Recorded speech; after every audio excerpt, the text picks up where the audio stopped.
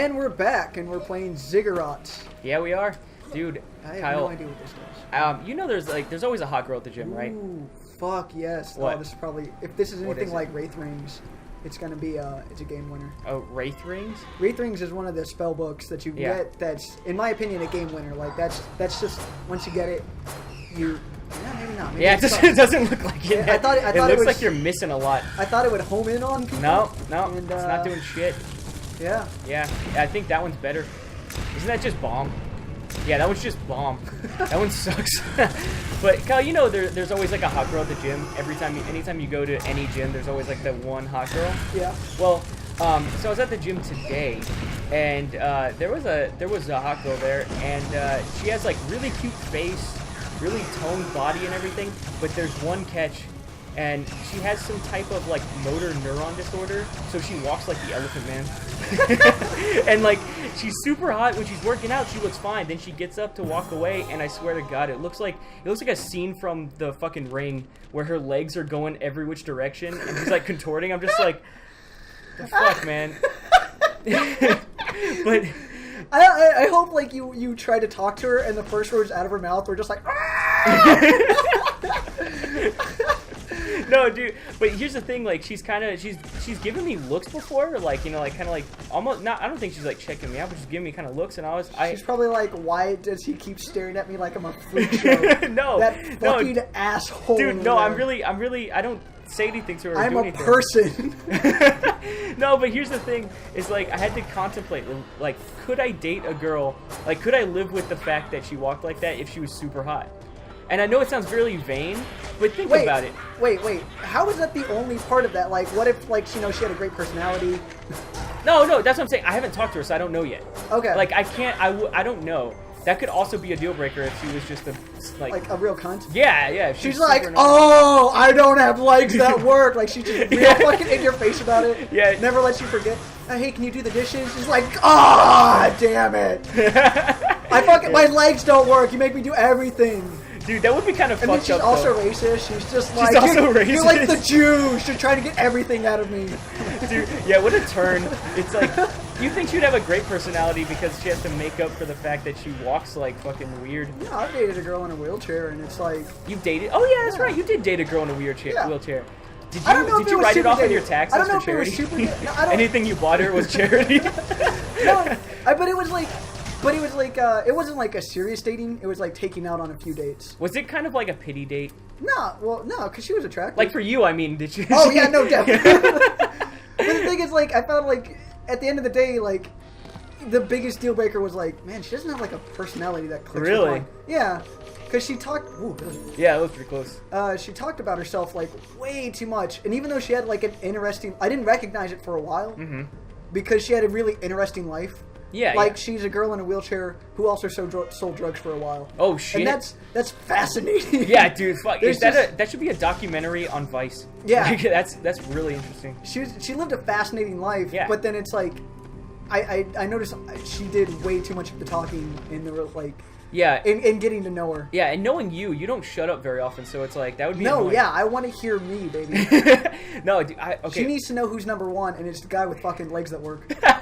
Dude, it's so fucked up. But I don't understand, Brian. Dude, like, I feel like dating anyone with a disability, there's always perks. Like, you could park closer to things. Yeah, but the time it takes you to get out of the car, like, it balances out. You don't have to. She could stay in the car. Just always. Be like, leave her at a strip club. Just like, all right, you know what? I wanted this parking spot, so hang out real quick. Dude. Well. Yeah. There's that. Fuck. Dude, have you ever seen those Bosley commercials? Yeah. So okay, it's about like it's a hair surgery where they basically take hair from the back of your head and put it on the top of your head. Mm-hmm. But the thing that always gets me about those commercials every time is that the guys in the commercials are so fucking defensive about their hair. And I can understand they were bald at one point, so they might want to be like, oh, I got hair now. But the stuff they say, I need this. Like, no, he goes. This is my hair. I swim with it. I cook with it. I mess this hair up if I want to. That's not even an impressive feat. Anybody could swim. You could if this was a commercial for regrowing arms, I'd understand why that was important. But you don't need fucking hair to swim. What the fuck is that? If they regrew arms, I think it would have to be advertised as like, now you can jerk off again, because that's the biggest thing. That's a big deal. Yeah, you would care more about that than like, oh, dude, I can't like write with a pencil. Like, who gives a shit? You could pay someone to write for you. Yeah. And you could get that taken off easily if you have that disability. You could get that paid for you, without a doubt. But jerking off, it's gonna be hard to pay someone to jerk off. It's gonna be expensive. Whoa! I was gonna say like it's certain. It might be. No. I mean, like, it's expensive, somebody. and you can't get it written off in any way. No way. Yeah.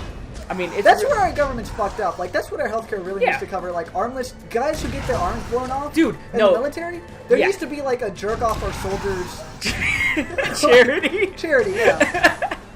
That would be great, dude. There's definitely got to be like a porn star who's down for that. Or or into that. Who, there's enough weird shit out there. Yeah. You could go on X Hamster, which is a great place to meet like people who are into your fetishes, and they will do it like hands down.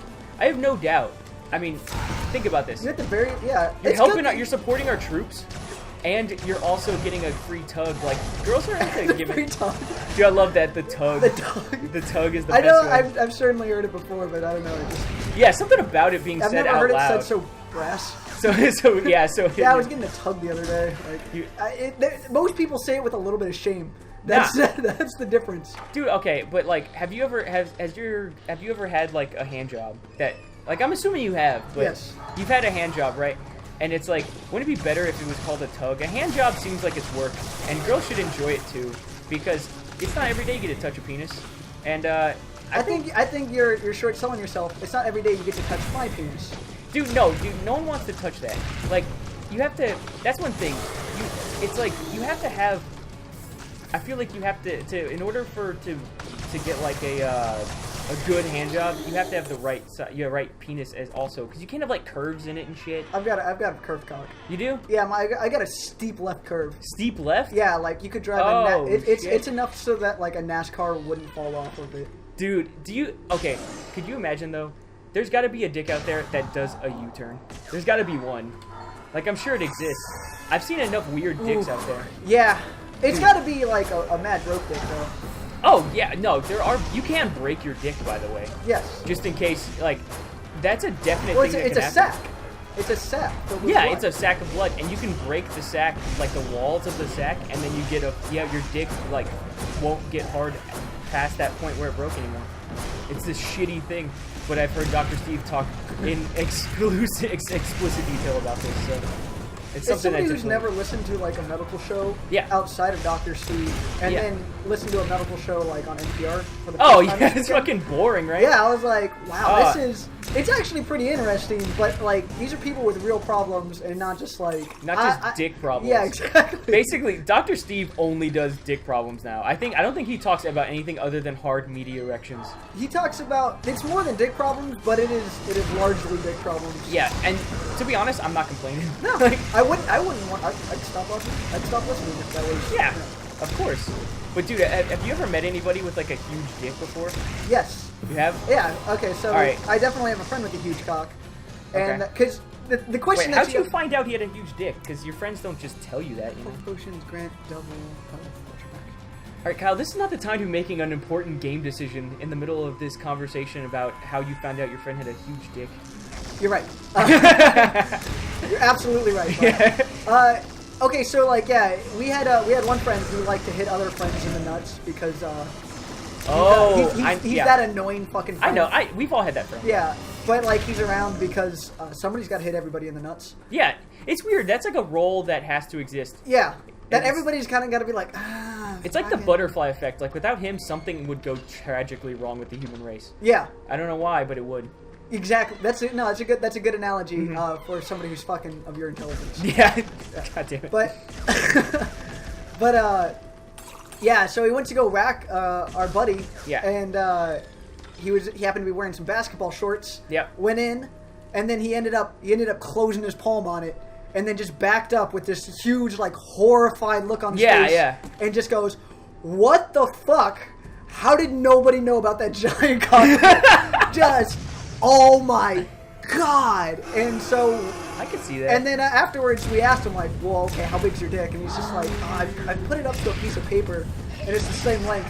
That's And a I think- piece of paper? Yeah, it goes from one end to the other. And then at Holy first, shit. your first question is like, wait, Which- lengthways or widthwise? Yeah, that's what I was about to ask. But he's like, well, widthwise, obviously, it's like the short way, and it's like that's still really that's 8.5 inches. Yeah, that's still that's still a huge, man. massively impressive. Did you cock. ask me if it was like hard or soft? Because hard. Okay, Definitely hard. Okay, because some If he was- people he'd are be setting growers records. and not showers. No, he'd be setting records, man. Oh yeah, Yeah. dude. If you're 8.5 No, soft, if he was 8.5 holy soft, shit. I'd kill myself. We'd stop being friends because I'd be. Yeah. I would have committed suicide long ago. Dude, it's always I couldn't worse. handle that shit. It's always worse whenever someone you know has a big dick, but it's even worse when someone you know has a really small dick. Okay, you want to tell me about that next time on Meanest Friends? Yep, I'll tell you about my friend's small dick. That's called a teaser. That's what it is. Just like all those women, I refuse to show my penis before they're naked.